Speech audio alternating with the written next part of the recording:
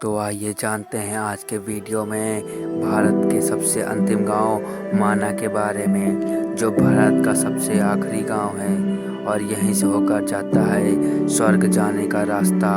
पांडवों भी यहीं से होकर स्वर्ग गए थे। माना भारत के उत्तराखंड राज्य के चमोली जिले में स्थित एक गांव है। यह तिब्बत की सीमा पर स्थित माना दर्रा से पहले भारत का सबसे अंतिम गांव है। राष्ट्रीय राजमार्ग 7 यहाँ से गुजरता है।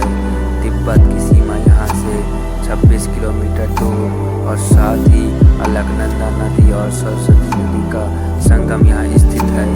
और कहा जाता है कि माना गांव हिंदुओं के लिए एक बड़ा धार्मिक महत्व रखता है।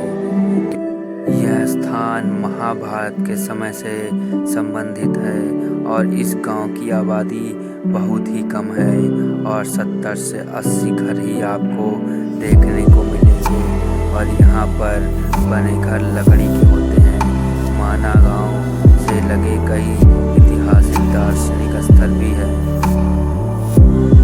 वैसे तो इस गांव का नाता महाभारत काल से जुड़ा हुआ है और कहते भी हैं पांडव इसी गांव के रास्ते से होकर स्वर्ग गए थे। और साथ ही इस गांव का जो पुराना नाम है वह है मणिभद्र। यह स्थान सरस्वती नदी के किनारे बसा एक खूबसूरत गांव है। यह पर्यटकों के लिए बहुत बढ़िया घूमने के लिए स्थान भी है। गांव से थोड़ा ऊपर चढ़ाई पर चढ़े तो पहले नजर आती है गणेश जी की गुफा और उसके बाद व्यास जी की गुफा। यहाँ सरस्वती नदी के पास एक भीम पुल बना हुआ है और यह वह सरस्वती नदी है जो केवल यहीं तक दिखाई देती है।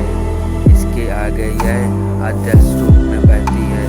कहा जाता है यहाँ पर स्थित व्यास गुफा में ही ऋषि व्यास जी ने वेद पुराण और महाभारत की रचना की थी तथा यहीं पास में एक गणेश गुफा भी है जिसमें बैठकर गणेश भगवान ने यही सारे वेद पुराण और महाभारत लिखी थी।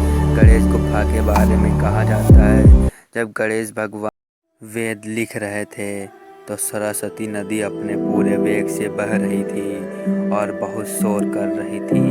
गणेश जी ने सरस्वती जी से कहा कि शोर कम करें, मेरे कार्य में विघ्न पड़ रहा है।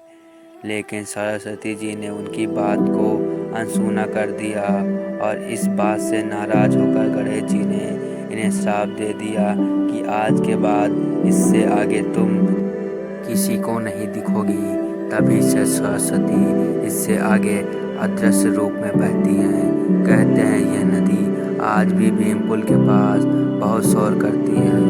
भीम पुल के बारे में भी कहा जाता है कि जब पांडव स्वर्ग जा रहे थे तो तब उन्होंने सरस्वती नदी से आगे जाने का रास्ता मांगा, लेकिन सरस्वती ने उनकी बात नहीं मानी और रास्ता नहीं दिया। तो भीम ने 2 बड़े पत्थरों को उठाकर इसके बीच में रख दिया। तो इस तरह से इस पुल का निर्माण हुआ और कहते हैं पांडव इसी रास्ते से होकर स्वर्ग के लिए गए थे, इसलिए इस पुल का नाम भीम पुल रखा गया और ये पुल आज भी मौजूद है। तो वीडियो अच्छी लगी हो तो लाइक कर दीजिए और चैनल को सब्सक्राइब कर दीजिए और अगला वीडियो किस पर बनाएं आप कमेंट में बताइए।